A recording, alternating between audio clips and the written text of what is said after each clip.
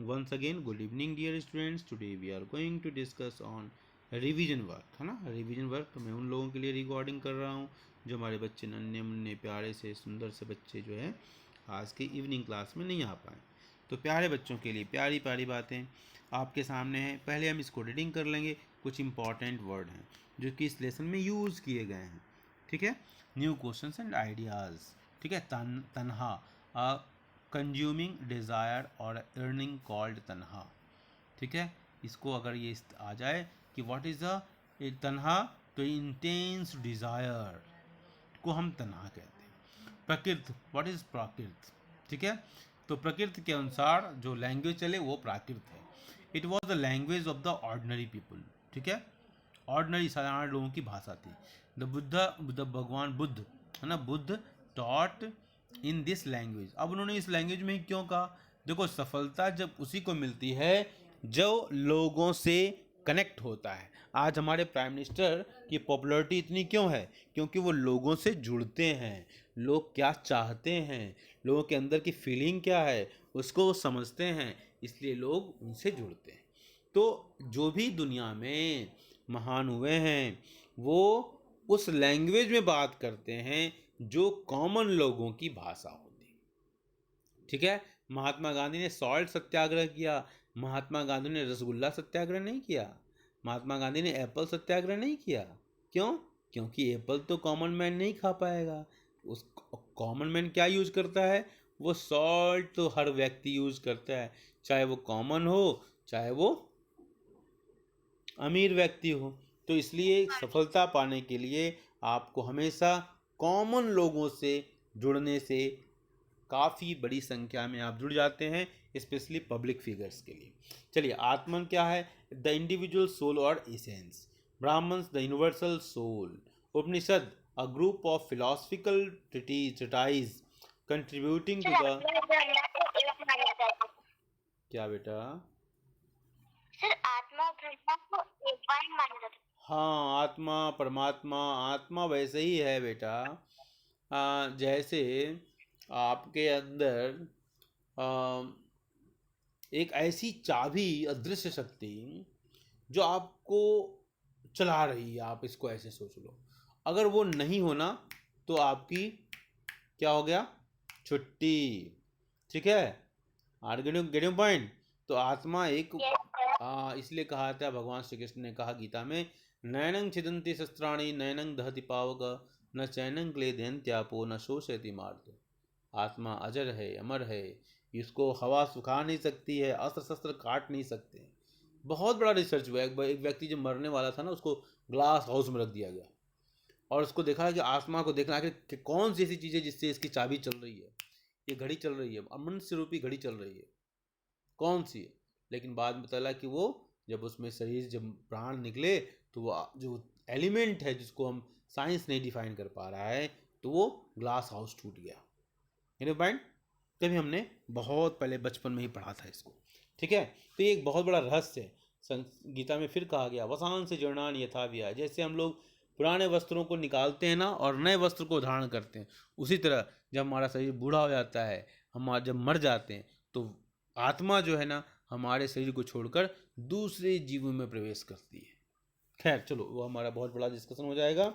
Upanishad a group of philosophical treatise contributing to the theology of ancient Hinduism elaborating on the earlier Vedas. Upanishad जो वेद में जो और भी अच्छाइयाँ हैं, जैसे दूध है, दूध अच्छा होता है, लेकिन घी उसमें से और भी अच्छाइयाँ निकल के आती हैं. तो घी निकल के आता है, और घी क्या होता है, उसकी वैल्यू दूध से भी ज़्यादा होती है. अगर दूध 50 रुपये है तो घी क्या है, 1000 रुपये किलो आजकल चल रहा है ना. Are getting point. तो वेद तो इम्पॉर्टेंट है ही है. वेद हमको क्या सिखाता है, जिसे मैं हमेशा बोलता हूँ, आनो आनो क्रतुओ आनो भद्रा. यस. देखो, मेरे बच्चों को सब याद हो गया है और मैं थोड़ा सा गलत बोला. हाँ, तुम्हारे बच्चों ने मुझे ही पकड़ लिया. Very good. It is I am winning. Okay. तो आनो भद्रा क्रतो यंतु विश्रुता. Let us welcome the noble thoughts from all sides. तो जब इतनी अच्छी बात वेद कहता है, तो उपनिषद क्या है, वो तो घी है, उसमें और अच्छी अच्छी बातें हैं जिसको सामान्य लोग को समझाने के लिए हैं। चलो, तो उपनिषद क्या है, ग्रुप ऑफ फिलोसफिकल ट्रीटाइज, विद्वान विद्वता से भरी हुई बातें उसमें रखी हुई हैं, contributing to theology of the ancient Hinduism, ठीक है, elaborating on the earlier Vedas, उसी वेद को एलोबरेट करने वाला आइडियाज है। ओके, चलिए, जैन, अ बिलीवर इन और एडहेरेंट ऑफ जैनिज्म, ठीक है, जैन उसको कहा गया जो भगवान महावीर के बताए हुए रास्ते को फॉलो कर रहा है। The word Jain comes from the term Jina, means conqueror, जिसने जीत लिया है, जिसे कहते हैं ना इंद्रजीत, जिसने इंद्रियों को जीत लिया है, दैट इज इंद्रजीत। उसी तरह जिसने कनकर कर लिया है, ठीक है, फ्रॉम जिना मीन्स कनकरर, जिसने जीत लिया। किसको जीतना है भाई, जो अपने शरीर के, मन के जो विकारों को जीत लिया है, वही जिन्न है, ठीक है। अब वो मत जिन्न समझना कि अलादीन का चिराग है ना, जो उपन्यास है ना उससे निकला हुआ, अलादीन का चिराग, क्या हुक्म है मेरे आका, एक आवाज निकलती है और उसमें से निकलता है जिन्न, क्या हुक्म है मेरे आका। ठीक है, चलो नेक्स्ट है संघ, द कम्युनिटी और association of Buddhist and Jain Monks, ठीक है, इसको संघ, इसलिए भगवान बुद्ध ने कहा क्या, संघम शरणम गच्छामि, और अंत में क्या कहते हैं, बुद्धम शरणम गच्छामि। ये भगवान बुद्ध ने नहीं कहा बुद्ध की शरण में आओ, भगवान बुद्ध ने तो कहा ज्ञान की शरण में आओ, लेकिन बोधिसत्व मतलब भगवान बुद्ध उस समय ज्ञान के सिंबल हो गए थे, ठीक है।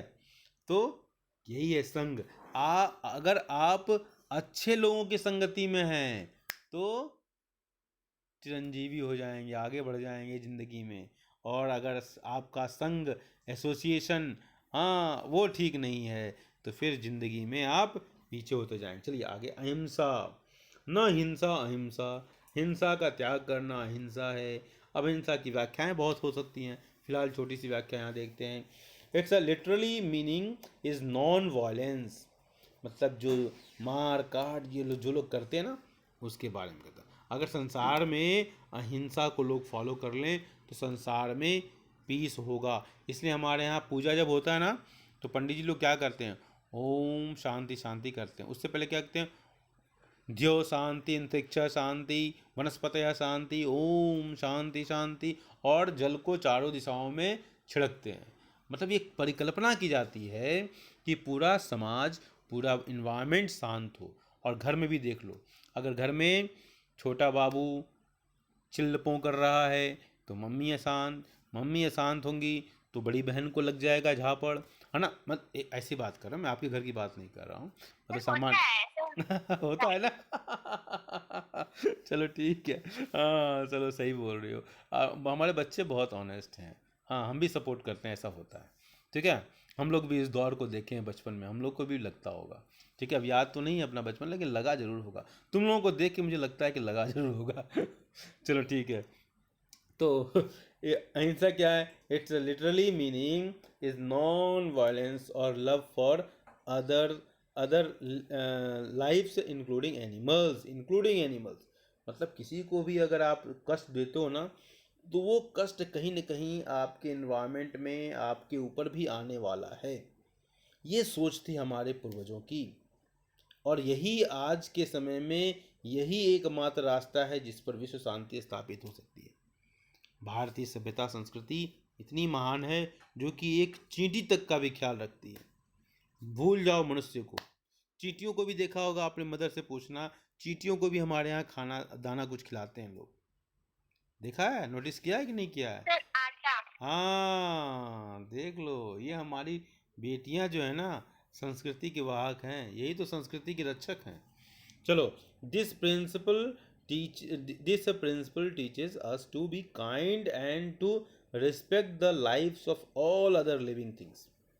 The Buddhism and Jainism both emphasises on it very much. दोनों ही विचारधाराएं जो थी, जो सनातन परंपरा का हिस्सा थी, और उन्होंने जो देखो समाज सुधार के लिए ये दोनों चीज़ें आई, दोनों विचारधाराएं किस लिए आई, जो समाज में जिसे गीता में भगवान श्री कृष्ण क्या कहते हैं, यदा यदा हि धर्मस्य ग्लानिर्भवति भारतम अभ्युत्थानम् अधर्मस्य तदात्मानं सृजाम्यहम्। तो यही लोग अवतार के रूप में आ जाते हैं धरती पर, महान लोग। जब जब धर्म की उन्नति होती है तो भगवान बुद्ध आ गए, महावीर स्वामी आ गए समाज को सुधारने के लिए, स्वामी दयानंद सरस्वती आ गए, ऐसे लोग आते रहते हैं। लेकिन हम उनके पीछे इंतजार नहीं करना है, हम ही में से किसी को ऐसा बन जाना है कि समाज में होने वाली बुराइयां का संहार हो जाए, दूर हो जाए। Vihar, it is originally meant excluded place, अलग थलग जो क्षेत्र है उसके बारे में बात हो रही है। In which to walk and refer to dwellings और refuge used by wandering monks, ठीक है, ड्यूरिंग द रेनी सीजन। देखो ये मॉन्क्स, विहार से ही बिहार वर्ड बना, यही विहार है जिससे बिहार वर्ड बन गया, व का ब हो गया, बिहार बन गया, ठीक है। वो का विहार, जहाँ पर जैन मुनि साधु संत मॉन्क जो थे ना, वो जाते थे। और वो पहाड़ के, हम तो गए उड़ीसा में ना, तो बहुत सारे ऐसी उसका मैंने वीडियो भी बनाया हुआ है। तो ऐसे बहुत सारे जो है संत महात्मा वहाँ रहते थे बारिश के दिनों में। अब फिर जब वहाँ बारिश खत्म हो जाती थी तो फिर आगे प्रचार प्रसार, लोगों की शांति के लिए वो काम करने के लिए निकलते थे, ठीक है। तो इस तरीके से तो ये हमारा एक इम्पॉर्टेंट टर्म ये ख़त्म होता है, ठीक है। अब हम अगले